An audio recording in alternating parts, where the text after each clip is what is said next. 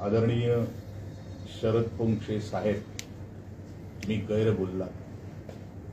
बोललात त्यापेक्षाही तुम्ही गैर लोकांच्या नादात फसलाच। अरे माझ्या विरुद्ध सुपारी घेतलेली या लोकांनी, डायरेक्ट सांगता। जेव्हा घाणेरडा अनुभव येतो तेव्हाच बोलतो।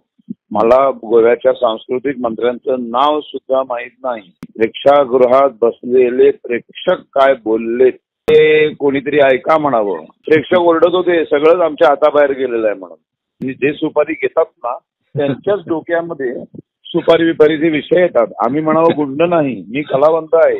जे सुपारी घेतात ना त्यांच्याच डोक्यामध्ये सुपारी विपारीचे विषय येतात। आम्ही म्हणावं गुंड नाही, मी कलावंत आहे। ते सुपारी घेऊन काय करायचं असतं ना हे तुम्ही करा। तुमचं राजकारण तुम्हाला लकला। अगदी अगदी अगदी हा एअर कंडिशनचं सगळा बर्फ कोसळत होता खाली मेकअप रूम मध्ये। मी सुपारी घेतली म्हणून तो एसी बंद होता। मी सुपारी घेतली म्हणून लाईट फ्लिकर वाजले आणि 1 मिनिटं नाटक किती वेळ थांबलं विचारायचं रसिक प्रेक्षकांना। 2 मिनिटात तो खोटं बोलतो तो माणूस। 2 मिनिटात नाटक गडबड झाली, 2 मिनिटं नाही झाली।